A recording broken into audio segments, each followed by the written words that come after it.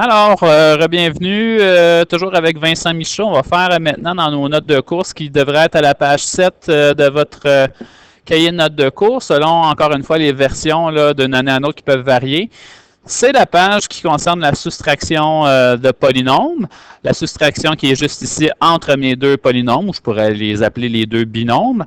On a toujours notre truc qui fonctionne, qui est le truc de PEDMAS. On va y revenir plus tard. Et puis, juste peut-être se rappeler ce qu'on a vu au dernier cours. Au dernier cours, c'était tout ce qui avait attrait à l'addition.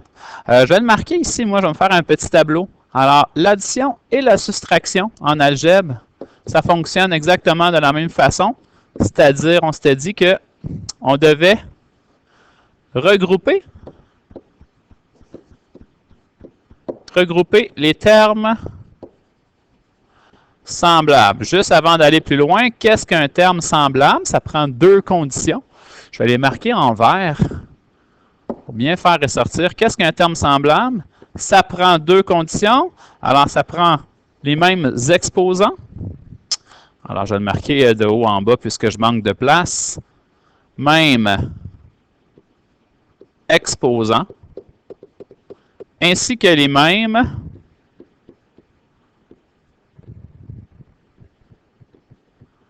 variables. Alors, ça prend deux conditions, les mêmes variables et les mêmes exposants. Alors, on y va. On va aller faire notre problème en question, qui est le problème A, où on vous demande de simplifier ou de réduire, c'est la même question. Donc, je commence avec mon ordre que j'ai parlé tantôt. PEDMAS, P pour parenthèse, E pour exposant, D pour division, M pour multiplication, addition et soustraction. Et je passe ça par en haut.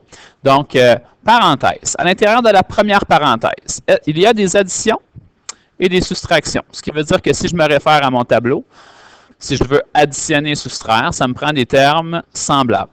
Alors, est-ce que je suis en présence de termes semblables ici?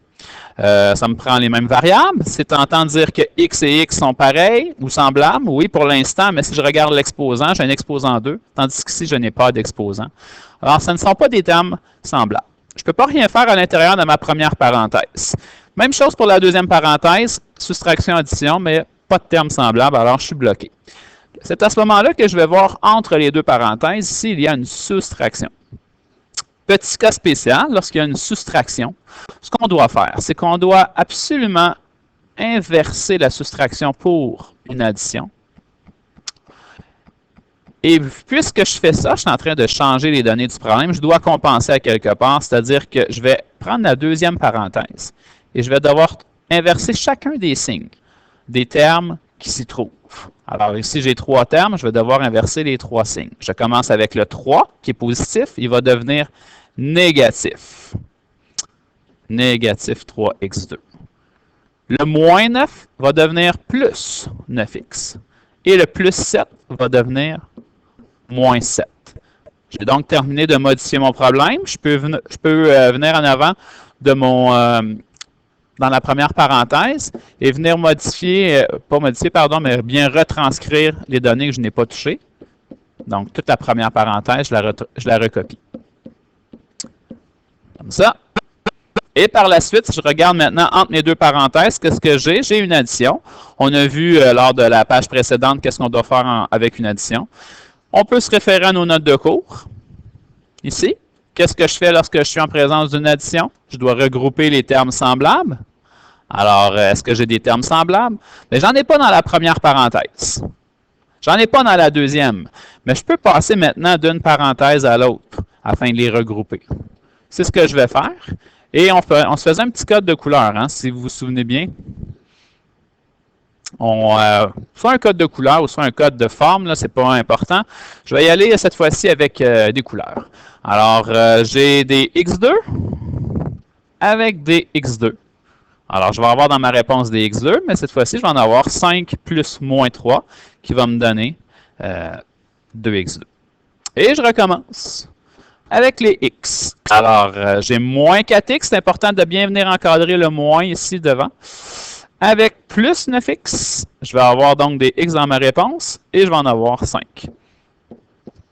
Et finalement, je vais avoir plus 6 et moins 7 qui vont se placer ensemble pour me donner moins 1. Est-ce que dans la réponse que j'ai présentement, je peux placer des choses ensemble?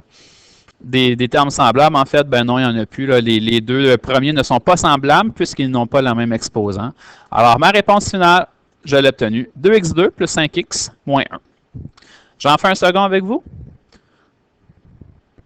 Alors, je vais aller faire le numéro B. Alors, on recommence. Juste bien noter ici qu'on est en présence d'une soustraction. Là, il y a une petite coche dans votre cahier. C'est bien un négatif 4 qu'on a dans le problème. Donc, je recommence. Alors, P de masse, P pour parenthèse. Est-ce qu'on peut faire des trucs dans la parenthèse des choses?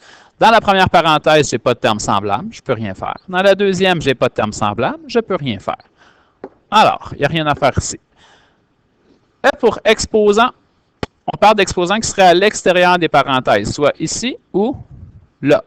Et ce n'est pas le cas. Alors, on est bloqué. On ne peut pas rien faire pour ce qui est des exposants. Division, multiplication, il n'y en a pas dans le problème. Addition, soustraction, ben j'en ai.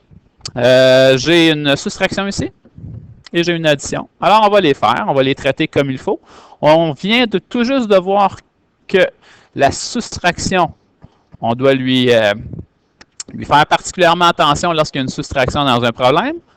On doit l'inverser pour une addition. Et en faisant ça, j'inverse tous les signes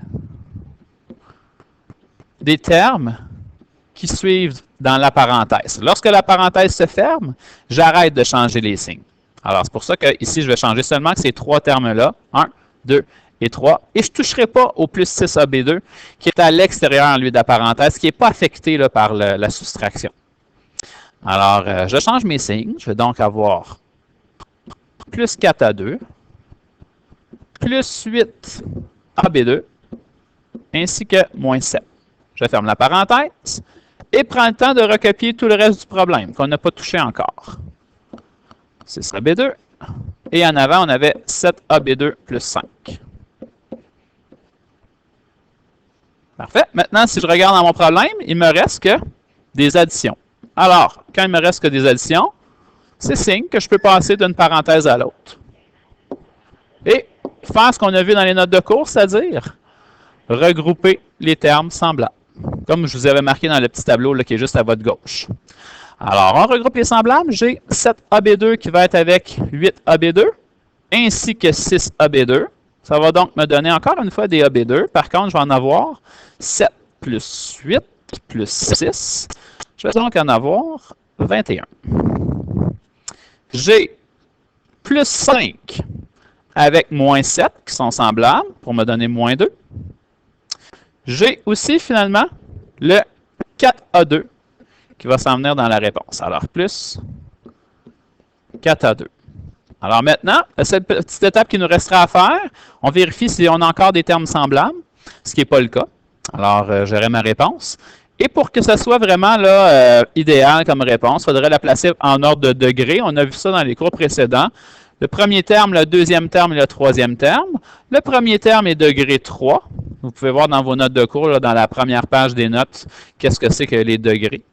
Le deuxième terme est degré 0 et le troisième terme est degré 2. Alors, si je veux placer ma réponse par ordre de degré décroissant, j'aurais donc la réponse suivante qui serait 21AB2. On écrit en premier.